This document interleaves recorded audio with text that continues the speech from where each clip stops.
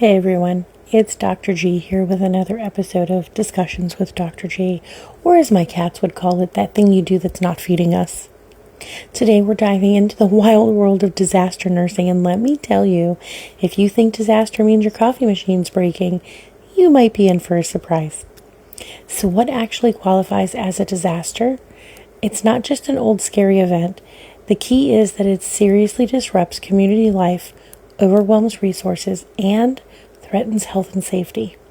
Think of it like your hospital's worst shift ever, multiplied by, let's say, a hurricane, or a multi-car pileup, or heaven forbid, a chemical spill on top of a hurricane with bonus power outages.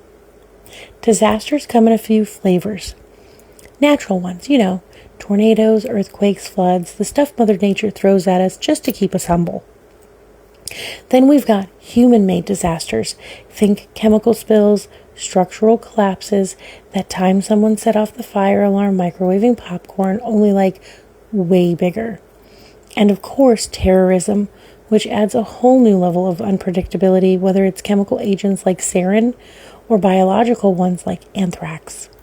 Remember Fukushima? That was a nasty combo. Earthquake triggers a tsunami, which triggers a nuclear incident. Basically, disaster inception. There's another layer too. Who's actually at risk? Well, disasters show no favorites, but vulnerable groups get hit hardest. Infants, older adults, people with chronic illnesses, folks living in poverty, non-English speakers, the incarcerated. It's not an even playing field. Let me tell you about this one night shift in my hospital during a tornado warning. The power flickered, classic, right? Suddenly our focus totally shifted. All the elderly patients on oxygen became top priority because even a few minutes without power could turn dangerous. Every nurse in the place, plus the charge nurse who turned into kind of a caffeinated fuel superhero, was hustling to make sure that those vulnerable folks were safe while everyone else got a crash course in where's the flashlight. Not exactly textbook, but it is real life in disaster nursing. Now, if you think disaster response is just running around yelling, code red, well, okay, sometimes it feels that way, but there is a method to the madness. Enter the disaster management cycle. It's got 4 main phases: mitigation, preparedness, response, and recovery. And each one has its own flavor, and nurses have a foot in all of them.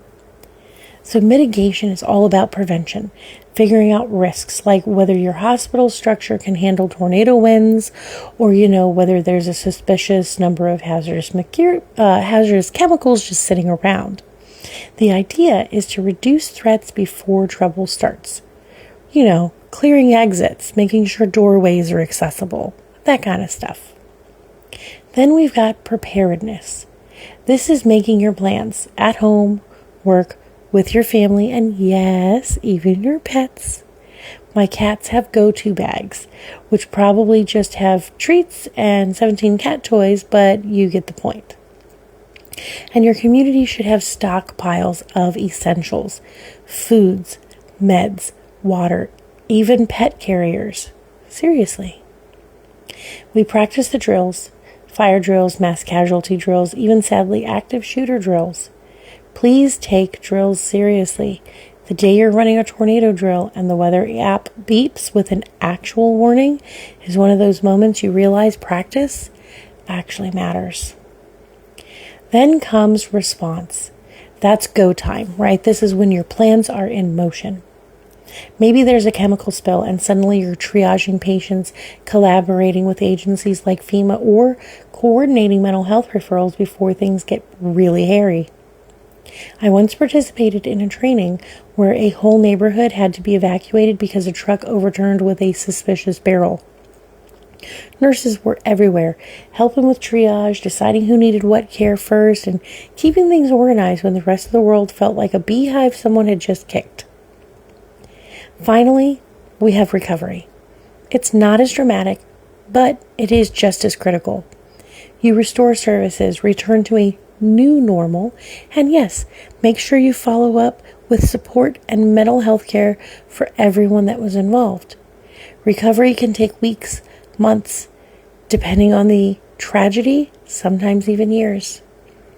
Nurses help revise disaster plans, support the community, and if you're like me, drink way too much coffee, debriefing what went well and what needed to change for next time. So, speaking of chaos, let's talk mass casualty triage. This is where the utilitarian approach rules. Greatest good for the greatest number. With limited resources, you have to make tough calls, sometimes in seconds, about who gets help first. Color-coded tags are a nurse's best friend here. Green for folks who can basically walk themselves out, walking wounded, if you will. Yellow is for those stable but not urgent.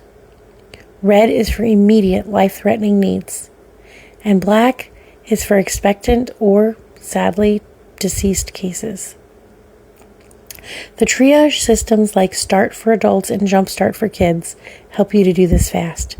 Start looks at walking ability, respirations, perfusion, mental status. Jumpstart adds rescue breaths for a pediatric crowd because kids do things adults just don't.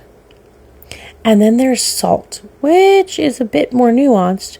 Global sorting, life-saving interventions, and thinking about survivability.